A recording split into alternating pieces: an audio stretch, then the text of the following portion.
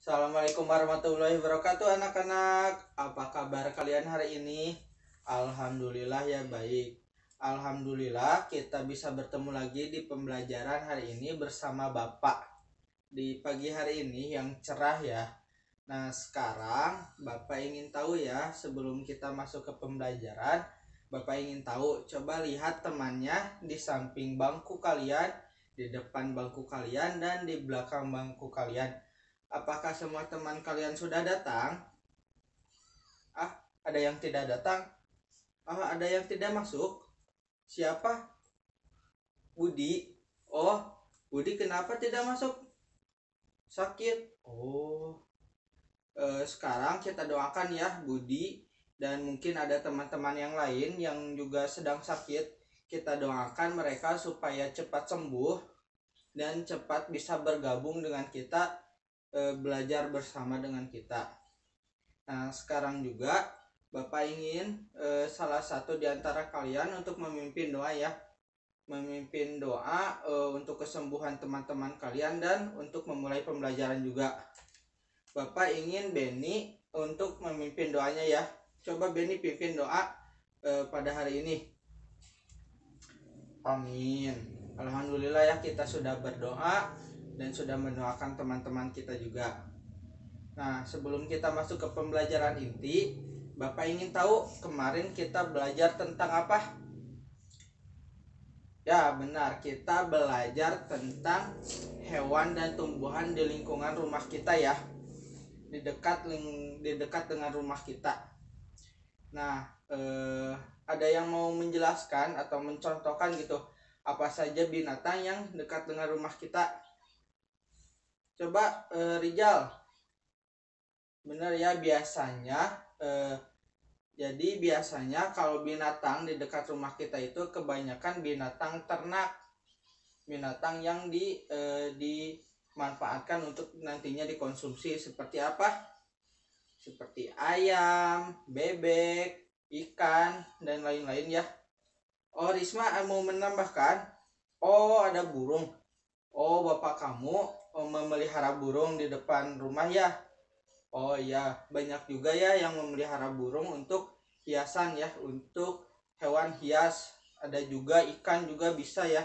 Biasanya di akuarium kalau ikan itu.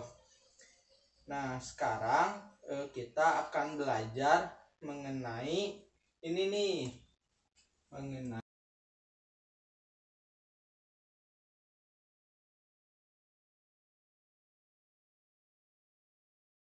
Nah, kita akan belajar mengenai pelestarian sumber daya alam. Nah, kita belajar mengenai pelestarian sumber daya alam ini buat apa? Nah, supaya kita mengetahui apa itu sumber daya alam, kenapa sumber daya alam itu harus dilestarikan, apa manfaatnya untuk kita, dan apa juga dampaknya untuk kita. Kita akan belajar semua itu pada hari ini ya, pada pembelajaran hari ini. Nanti kita belajar mengenai pelestarian sumber daya ini, sumber daya alam ini. Bapak akan menggunakan media video edukasi. Kalian senang kan menonton gitu, menonton video pembelajaran ya? Nanti akan Bapak tampilkan dan kalian harus menyimaknya dengan baik. Nah, sebelum kita menonton pelestarian sumber daya alam, kita sepertinya harus bergerak dulu sedikit olahraga ya. Nah, Bapak punya sedikit olahraga yang menyenangkan ya. Namanya pohon rindang. Semuanya bisa berdiri. Yuk berdiri semuanya ya. Yuk ikutin Bapak ya, dan ikutin nyanyian Bapak. Nah, nyanyiannya kalian sudah tahu bukan? Karena kita juga sudah beberapa kali melakukannya ya. Nah, yuk kita dimulai. Kita mulai ya. Aku pohon jambu tinggi dan rindang, ini batangku dan ini daunku. Jika tumbang ke kanan, trek trek trek. Jika tumbang ke kiri, krek krek krek. Jika tumbang ke belakang, krek krek krek. Jika tumbang ke depan, krek krek krek. Yeay, sudah selesai ya. Semuanya sudah bergerak dan kita sudah semangat. Ya, alhamdulillah ya, kita harus selalu semangat. Nah, kita akan belajar mengenai pelestarian sumber daya alam ini dengan menonton video. Yuk kita nonton dulu. Hari ini kita akan belajar tentang pelestarian sumber daya alam. Adapun materi yang akan kita bahas pada video kali ini, yang pertama yaitu tentang jenis-jenis sumber daya alam, dan yang kedua manfaat sumber daya alam. Nah, materi yang pertama yang akan kita bahas yaitu tentang jenis-jenis sumber daya alam. Berdasarkan jenisnya, sumber daya alam itu dapat dibedakan menjadi dua. Yang pertama ada sumber daya alam hayati dan yang kedua ada sumber daya alam non-hayati. Berdasarkan ketersediaannya di alam, sumber daya alam dapat dibedakan menjadi dua. Yang pertama yaitu sumber daya alam yang dapat diperbarui dan yang kedua yaitu sumber daya alam yang tidak dapat diperbarui. Nah, apakah yang dimaksud dengan keempat jenis sumber daya alam ini? Marilah kita bahas satu persatu mulai dari sumber daya alam hayati. Apakah yang dimaksud dengan sumber daya alam hayati? Nah, sumber daya alam hayati adalah sumber daya alam yang berasal dari makhluk hidup. Adapun contoh dari sumber daya alam hayati itu adalah tumbuhan dan juga hewan. Nah, selain tumbuhan dan hewan, minyak bumi dan batu bara termasuk ke dalam sumber daya alam hayati karena berasal dari sisa-sisa makhluk hidup yang terkubur di dalam bumi jutaan tahun yang lalu. Jenis sumber daya alam yang kedua yaitu ada sumber daya alam non-hayati. Nah, yang dimaksud dengan sumber daya alam non-hayati adalah sumber daya alam yang berasal bukan dari makhluk hidup. Adapun contoh dari sumber daya alam non-hayati yaitu ada batu, ada air, dan ada tanah. Nah, selain ketiga contoh yang Putri disebutkan pada video, contoh sumber daya alam non-hayati yang lainnya yaitu ada air, ada angin, ada logam, termasuk di dalamnya yaitu emas, perak, dan besi. Jenis sumber daya alam yang ketiga itu ada sumber daya alam yang dapat diperbarui. Nah, yang dimaksud dengan sumber daya alam yang dapat diperbarui adalah sumber daya alam yang akan tetap tersedia di alam meskipun digunakan secara terus-menerus. Adapun contoh dari sumber daya alam yang dapat diperbarui, yang pertama itu ada hewan, yang kedua ada tumbuhan, ada cahaya matahari, dan ada air. Kemudian, jenis sumber daya alam yang keempat ada sumber daya alam yang tidak dapat diperbarui. Nah, yang dimaksud dengan sumber daya alam yang tidak dapat diperbarui adalah sumber daya alam yang jika digunakan secara terus-menerus akan habis. Adapun contoh sumber daya alam yang tidak dapat diperbarui yaitu yang pertama ada emas, kemudian yang kedua ada batu bara.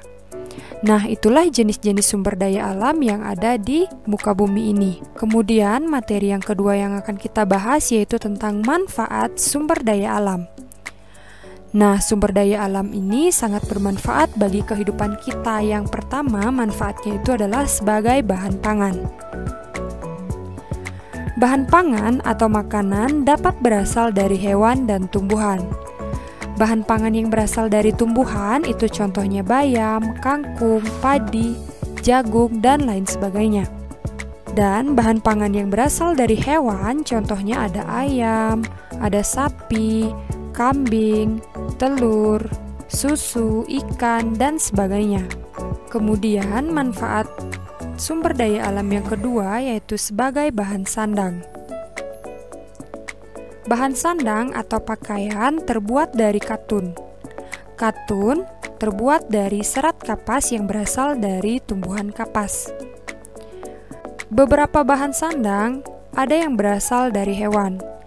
Contohnya wol berasal dari rambut domba, kain sutra berasal dari ulat sutra, dan kulit hewan itu contohnya ada kulit sapi ataupun kulit ular. Manfaat yang ketiga yaitu sebagai peralatan rumah tangga. Sumber daya alam kayu dapat digunakan sebagai pintu, meja, lemari, dan sebagainya.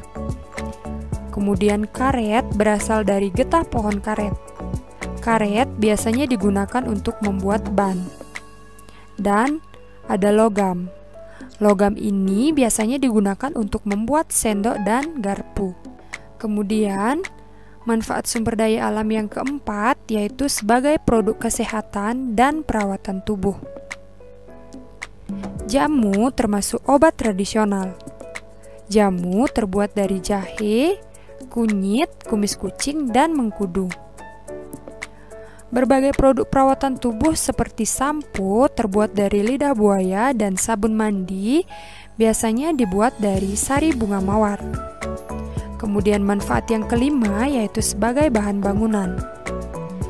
Bahan bangunan seperti semen, pasir, genting, dan batu bata. Bahan-bahan tersebut diantaranya terbuat dari tanah liat dan hancuran bebatuan. Kemudian manfaat yang keenam itu ada sebagai sumber energi. Sumber daya alam dapat dimanfaatkan sebagai sumber energi. Misalnya air, angin, dan matahari dapat kita gunakan sebagai pembangkit listrik. Beberapa jenis bahan bakar dapat terbuat dari tumbuhan dan hewan, seperti biodiesel dan bioetanol berasal dari tumbuhan, dan biogas berasal dari kotoran hewan. Dan manfaat yang terakhir yaitu sebagai tempat rekreasi. Kenampakan alam seperti gunung, sungai, danau, dan laut, keindahan alamnya dapat kita manfaatkan sebagai tempat rekreasi. Nah, itulah beberapa manfaat sumber daya alam bagi kehidupan manusia. Oke, cukup sekian dulu ya pembahasan materi dari Bu Tride. Semoga apa yang Bu Tride sampaikan kalian dengan mudah dapat memahami. Bagaimana, sudah selesai menontonnya? Ya, alhamdulillah ya sudah selesai. Seru kan video yang Bapak tampilkan tadi? Video yang menjelaskan tentang pelestarian sumber daya alam ya. Sekarang setelah menontonnya, Bapak ingin kita berkelompok ya. Akan Bapak bagi dalam 5 kelompok karena jumlah siswa di kelas kita adalah 25, jadi per kelompok itu ada 5 orang ya. Bener, jadi satu kelompoknya itu 5 orang. Dan kita akan belajar mengenai sumber daya alam ini, pelestarian sumber daya alam ini lebih detail ya bersama teman-teman kita, bersama satu kelompok kita ya. Nah, tadi di video pembelajaran kita belajar mengenai pelestarian sumber daya alam. Jadi pelestarian sumber daya alam itu apa? Coba sumber daya alam dulu deh. Sumber daya alam itu apa? Coba Rianita apa? Yuk kita dengarkan dulu ya yang Rianita utarakan, yang Rianita jelaskan tentang sumber daya alam itu apa. Coba Rianita, boleh? Betul sekali. Jadi sumber daya alam itu apa? Sumber daya alam itu segala sesuatu yang sudah disediakan oleh alam dan bisa dimanfaatkan oleh manusia ya. Sangat bermanfaat sekali oleh manusia, bagi manusia ya. Dan sumber daya alam itu terbagi menjadi 4 jenis. Jadi 2 jenis sumber daya alam dan 2 jenis lagi sumber daya alam menurut sifatnya ya. Jadi jumlahnya itu ada 4. Nah, yang pertama itu yaitu jenis sumber daya alam itu ada sumber daya alam hayati dan sumber daya alam non hayati ya. Akan Bapak tuliskan di papan tulis ya. Nah, yang pertama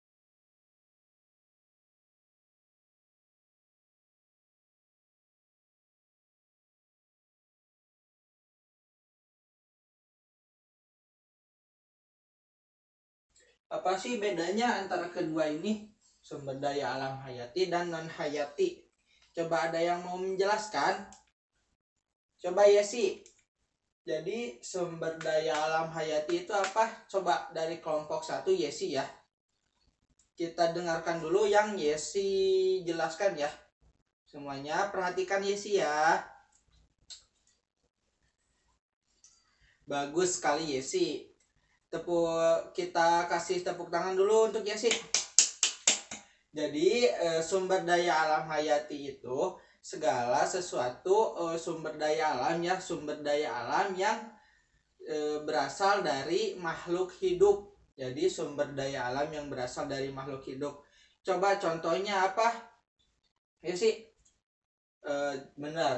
Yang pertama ada binatang. Ada binatang. Yang kedua ada apa? Ada binatang. Yang kedua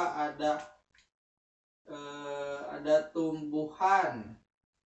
Benar sekali. Yang kedua ada tumbuhan. Nah, jadi kedua ini adalah sumber daya alam hayati. Nah, yang kedua itu ada sumber daya alam non hayati. Coba dari kelompok 2 siapa yang mau menjelaskan sumber daya alam non hayati? Coba Risma. Ayo kita dengarkan apa yang dijelaskan oleh Risma ya. Semuanya dengarkan Risma, perhatikan Risma ya. Jadi sumber daya alam non hayati itu apa Risma? Wah, benar sekali. Kita beri tepuk tangan ya untuk Risma. Yeay. Jadi sumber daya alam non hayati itu kebalikan dari sumber daya alam hayati. Sumber daya alam non hayati itu sumber daya alam yang tidak berasal dari makhluk hidup, tapi yang sudah ada dari alam ya. Contohnya apa Risma? Benar. Yang pertama ada pasir. Pasir ya, pasir itu salah satu sumber daya alam non hayati. Yang kedua ada apa? Minimal 2 ya sebutkan. Nah, yang kedua ada batu bara. Benar sekali. Ada batu bara. Nah, batu bara juga salah satu sumber daya alam non hayati. Jadi sekali lagi apa sumber daya alam hayati adalah sumber daya alam yang berasal dari makhluk hidup. Dan yang kedua ada sumber daya alam non hayati, yaitu sumber daya alam yang bukan berasal dari makhluk hidup.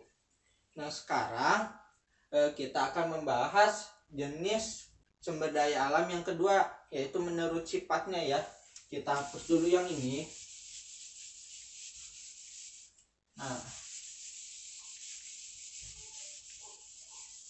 Nah, yang kedua yaitu sumber daya alam menurut sifatnya, yang terbagi lagi menjadi 2, yaitu sumber daya alam yang dapat diperbaharui dan sumber daya alam yang tidak dapat diperbaharui. Nih kita tulis ya, yang dapat diperbaharui. Kita tulis di yang dapat diperbaharui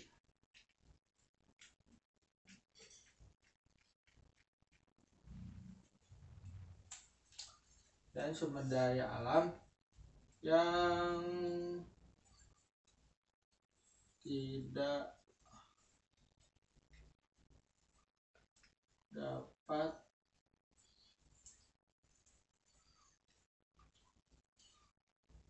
diperbaharui.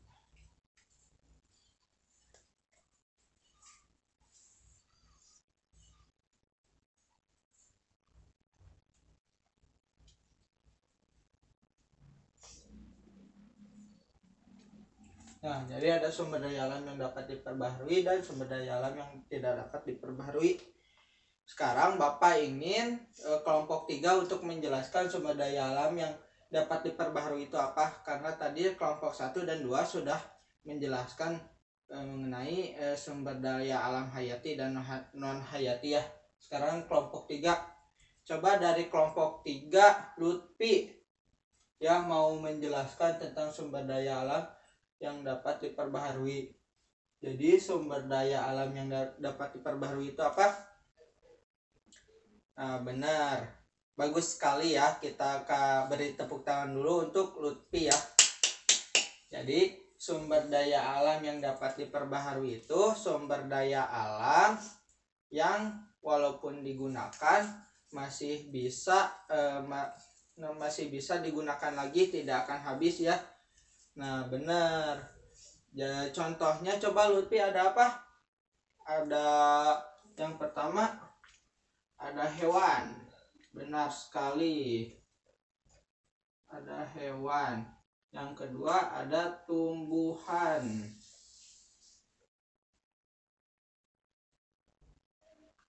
benar ya. Hewan dan tumbuhan itu salah satu sumber daya alam yang dapat diperbaharui. Karena apa?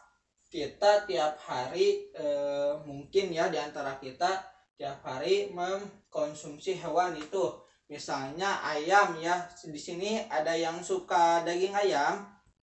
Nah, jadi daging ayam itu salah satu sumber daya alam yang dapat diperbaharui ya. Coba setiap hari ada saja orang yang mengkonsumsi hewan gitu, tapi hewan itu tidak pernah habis seperti ayam. Coba ayam itu agak tidak pernah habis ya, tidak akan punah gitu, karena selalu dikembangbiakan. Dan ada juga tumbuhan. Nah tumbuhan itu juga salah satu sumber daya alam yang dapat diperbaharui. Karena kenapa? Karena tumbuhan bisa kita tanam kembali ya. Selain kedua ini juga masih banyak, ada tanah, ada air, itu semua sumber daya alam yang dapat diperbaharui. Dan yang kedua ada sumber daya alam yang tidak dapat diperbaharui. Nah sekarang kelompok 4 yang harus menjelaskan, karena kelompok 1, 2, 3 tadi sudah selesai. Coba dari kelompok 4, Sandi, coba Bapak ingin kamu menjelaskan ya, apa itu sumber daya alam yang tidak dapat diperbaharui ya. Semuanya dengarkan Sandi, perhatikan temannya supaya kita semua mengerti ya. Wah bagus sekali. Jadi sumber daya alam yang tidak dapat diperbaharui itu jika kita pergunakan, jika kita konsumsi, itu bisa habis ya lama kelamaan karena tidak bisa diproduksi lagi, karena itu sudah ada di alam. Dan mungkin alam juga tidak memproduksi lagi, dan jika dikonsumsi terus menerus itu bisa habis. Nah contohnya apa Sandi? Yang pertama minyak bumi, benar sekali. Minyak bumi itu salah satu sumber daya alam yang tidak dapat diperbaharui. Nah minyak bumi ini biasanya dikonsumsi untuk kendaraan kita ya. Misalkan mobil, motor itu memakai bensin, dan lama kelamaan bensin itu bisa habis karena bensin itu salah satu sumber daya alam yang tidak dapat diperbaharui. Selain itu ada juga pasir. Nah, ada pasir, terus ada emas. Nah, semua ini sumber daya alam yang tidak dapat diperbaharui. Biasanya sumber daya alam yang tidak dapat diperbaharui itu adalah bahan-bahan tambang ya, produk-produk tambang. Nah sekarang kelompok 5 ya, kelompok 5 Bapak ingin kamu merangkum semuanya ya, merangkum contoh-contohnya saja. Jadi apa contoh sumber daya alam non hayati? Benar, jadi sumber daya alam non hayati itu tuh contohnya ada batu bara, ada pasir, benar sekali. Kalau sekarang yang hayati, benar, ada hewan, ada tumbuhan. Sekarang sumber daya alam yang dapat diperbaharui, benar sekali. Nah sekarang dan yang terakhir yang tidak dapat diperbaharui, coba kelompok 5 apa? Ini ada di depan. Tinggal baca ya, ada minyak bumi, ada pasir, dan ada emas juga. Sekarang karena sudah berkelompok, Bapak akan memberikan LKPD ya, lembar kerja peserta didik, kepada kalian semua. Ini dikerjakan dalam kelompok ya, dalam satu kelompok. Nah ini Bapak ada, Bapak sudah menyiapkannya ya, Bapak bagikan.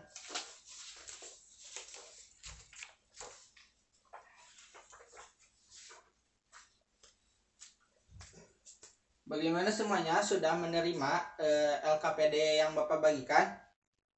Alhamdulillah ya sudah menerima. Sekarang kalian ikuti langkah-langkah yang ada di LKPD dan isikan ya LKPD-nya. Yuk, Bapak kasih waktu 10 menit ya untuk kalian mengisikannya.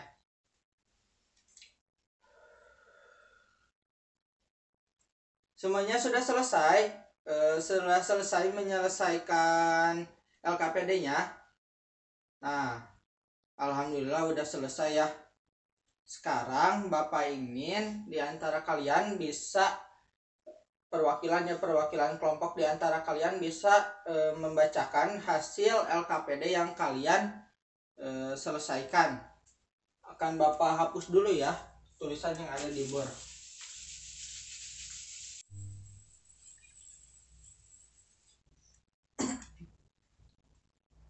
Yuk, sekarang Bapak ingin kalian perwakilan kalian maju, silahkan maju. Kita beri tepuk tangan ya untuk teman-teman kalian yang mewakili kelompoknya. Untuk ke depan ya, kita kasih tepuk tangan. Yeay.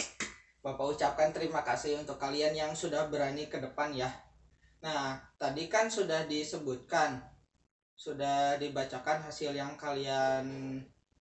kalian kerjakan, yaitu mengenai sumber daya alam yang ada di lingkungan kalian dan manfaatnya juga untuk apa.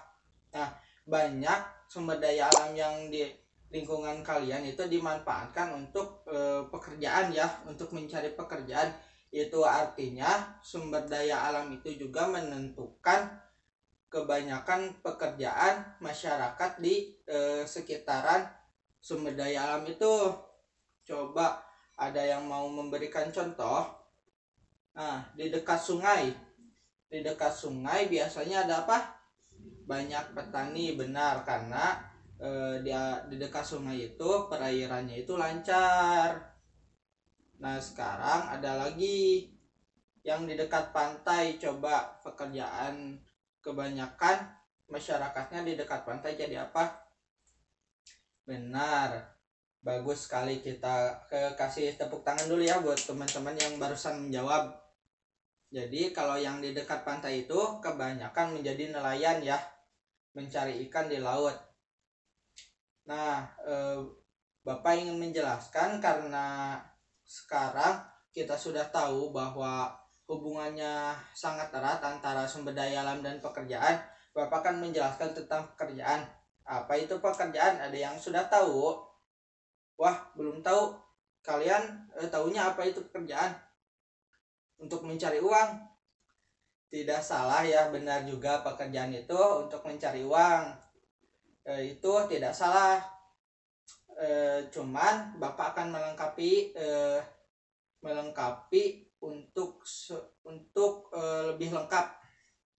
Jadi pekerjaan itu segala usaha yang baik ya, yang dilakukan manusia untuk memenuhi kebutuhannya. Ingat ya, yang baik. Jadi kalau mencuri itu bukan sebuah pekerjaan, karena mencuri itu sesuatu usaha yang buruk. Nah, pekerjaan itu ada dua, terbagi menjadi dua, yaitu pekerjaan yang menghasilkan barang dan pekerjaan yang menghasilkan jasa. Ada yang mau mencontohkan pekerjaan yang menghasilkan barang dan pekerjaan yang menghasilkan jasa?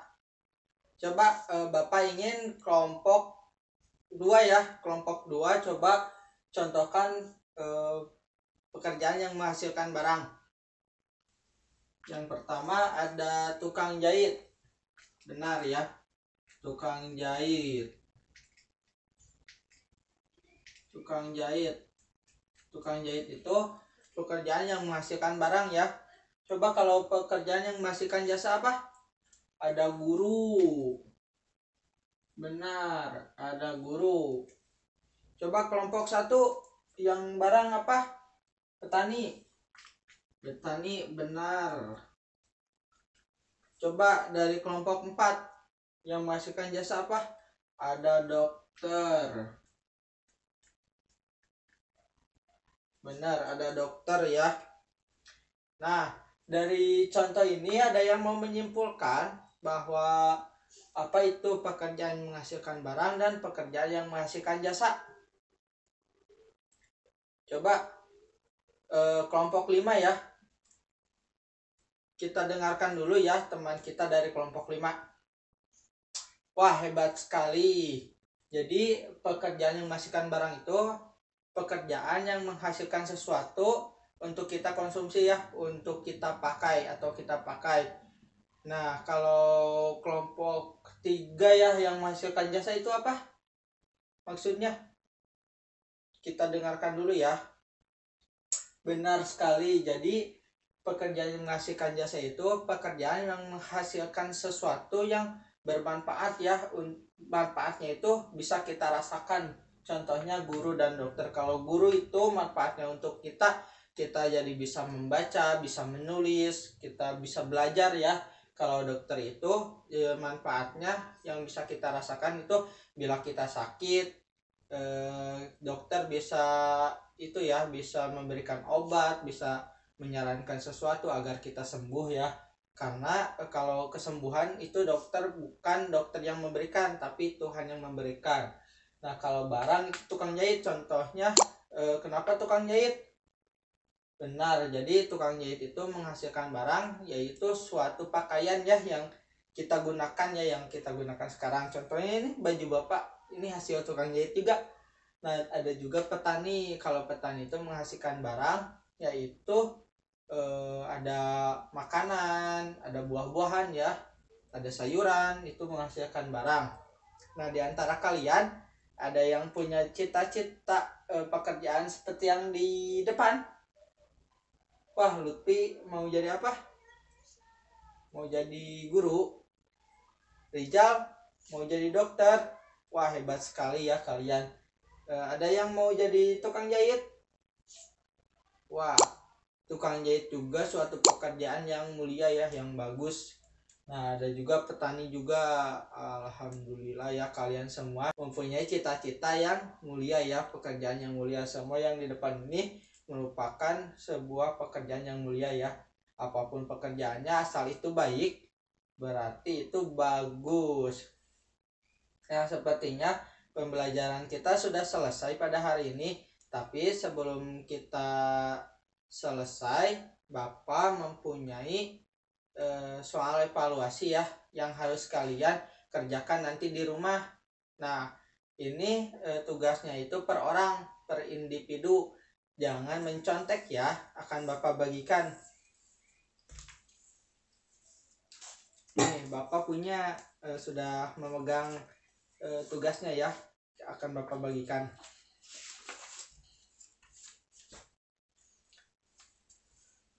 Semuanya sudah menerima lembarnya, lembar evaluasinya sudah diterima. Alhamdulillah ya, sudah diterima. Dan sebelum kita berakhir juga, Bapak ingin menyimpulkan, kita bersama-sama menyimpulkan pembelajaran pada hari ini. Coba Behesti simpulkan pembelajaran hari ini. Kita belajar mengenai apa aja? Yuk kita dengarkan. Kita belajar mengenai pelestarian sumber daya alam. Pelestarian sumber daya alam itu, atau sumber daya alam itu terbagi menjadi berapa? Menjadi 4 jenis. Benar. Ada sumber daya alam hayati dan sumber daya alam non hayati. Nah, sumber daya alam hayati itu apa? Benar, sumber daya alam yang berasal dari makhluk hidup. Dan sumber daya alam non hayati, sumber daya alam yang bukan berasal dari makhluk hidup. Nah, ada juga sumber daya alam yang dapat diperbaharui dan tidak dapat diperbaharui. Nah, sumber daya alam itu juga mempengaruhi pekerjaan masyarakat di sekitarnya. Contohnya ada pekerjaan petani, kebanyakannya ada di pesisir sungai. Jadi kebanyakan yang ada di sungai, kebanyakan masyarakat yang dekat dengan sungai itu menjadi petani. Dan juga ada nelayan. Salah satu contohnya itu karena ada di pesisir pantai, jadi dekat dengan laut. Sepertinya sudah selesai ya pembelajaran pada hari ini. Bapak ingin perwakilan di antara kalian untuk memimpin doa ya untuk mengakhiri pembelajaran pada hari ini. Coba Beni ya, Beni pimpin doa untuk kita pulang ya. Coba. Amin. Alhamdulillah ya pembelajaran pada hari ini sudah selesai. Semuanya tetap semangat, terus belajar ya, dan jangan lupa untuk tetap menjaga kesehatannya ya. Assalamualaikum, terima kasih buat hari ini.